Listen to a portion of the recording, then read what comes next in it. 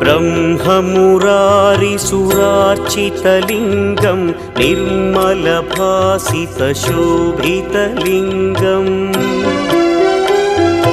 जन्मजदुःखविनाशकलिङ्गं तत्प्रणमामि सदा शिवलिङ्गम्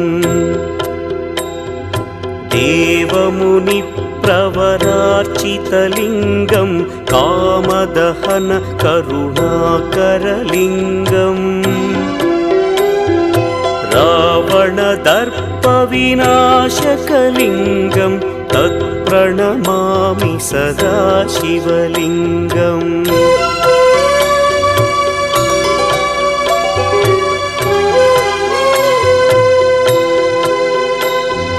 सर्वसुगन्धसुलेपितलिङ्गं बुद्धिविवर्धन